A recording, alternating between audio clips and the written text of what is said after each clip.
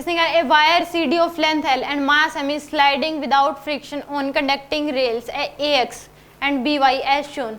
The vertical rail are connecting to each other with resistance R between A and B. A uniform magnetic field B is applied perpendicular to the plane A, B, C, D such that CD moves with a constant velocity of.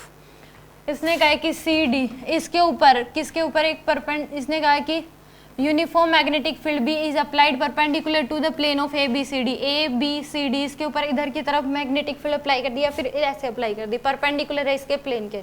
तो उस case में ये C D जो है constant velocity से move करना चाहिए, तो इसके ऊपर फोर्स कितना लगेगा ये पूछा गया है.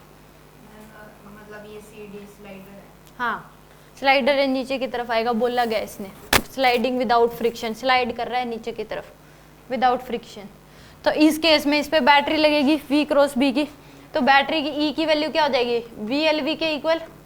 ये E की वैल्यू हो जाएगी, I की वैल्यू क्या हो जाएगी आपके पास, VLV/R. तो फोर्स कितना लग जाएगा आपके पास.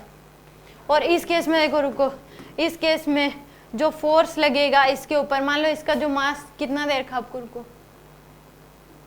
मास m दे रखा है इसका, तो नीचे की तरफ mg लगेगा और ऊपर की तरफ क्या लगेगा इस पे, मैग्नेटिक फोर्स. तभी ये कांस्टेंट वेलोसिटी से मूव कर सकता है. ठीक है, तो यहाँ पे Fm जो होगा वो किसके इक्वल होना चाहिए, mg के इक्वल. नीचे mg तो नीचे की तरफ ही लगेगा, मैग्नेटिक फोर्स ऊपर लगेगा, तभी कांस्टेंट वेलोसिटी से मूव कर सकता है और दोनों इक्वल होंगे. ठीक है, और मैग्नेटिक फोर्स की जो वैल्यू आएगी वो ILB आएगी, इक्वल टू क्या आ जाएगा, mg के.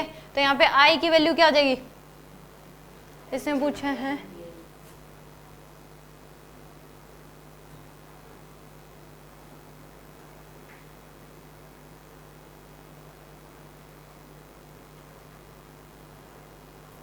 B की वैल्यू पूछी है शायद.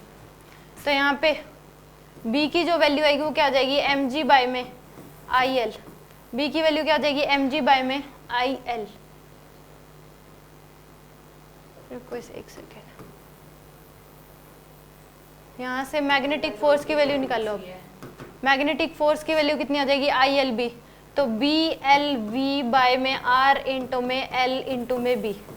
ठीक है, तो Fm की वैल्यू कितनी आ जाएगी आपके पास, B square L square V divide by में R.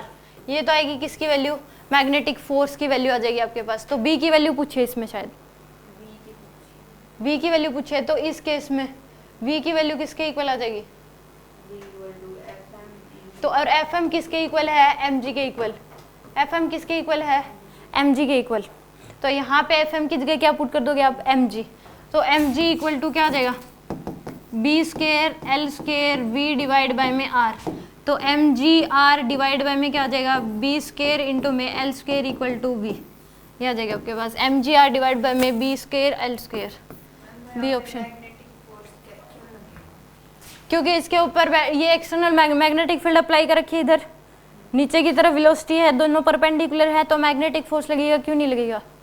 और इसमें एक बैटरी लग जाएगी, इंड्यूस ईएमएफ भी आएगा V क्रॉस B का, BLV की बैटरी भी लगेगी इसमें, तो मैग्नेटिक फोर्स भी लगेगा, क्योंकि एक्सटर्नल मैग्नेटिक फील्ड में है. वेलोसिटी और मैग्नेटिक फील्ड के बीच एंगल 90 डिग्री है, तो फोर्स तो लगेगा मैग्नेटिक फोर्स. तो एक्सटर्नल मैग्नेटिक फील्ड में रख दिया आपने, तो इसके ऊपर फोर्स क्यों नहीं लगेगा, करंट कैरिंग वायर नहीं बन जाएगी. इसमें इंड्यूस ईएमएफ आएगा, एक्सटर्नल मैग्नेटिक फील्ड में रख दिया आपने, इंड्यूस ईएमएफ आएगा. इंड्यूस ईएमएफ कितनी बैटरी लगेगी इसमें, BLV की बैटरी लग जाएगी, तो करंट चलने लग जाएगा. करंट चलेगा तो यानी कि एक एक्सटर्नल मैग्नेटिक फील्ड में करंट कैरिंग वायर रख दी, तो उसके ऊपर फोर्स लगता है ILB का, तो इसलिए लगेगा.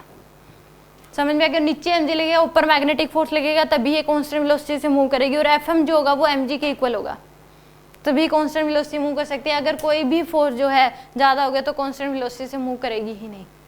तो इतनी वेलोसिटी से मूव करेगी. अगर ये कांस्टेंट वेलोसिटी से मूव कर रही है, Fm इक्वल टू mg है इसका मतलब, और V की वैल्यू जो होगी mg R बाय में B स्क्वायर L स्क्वायर होगी इसकी.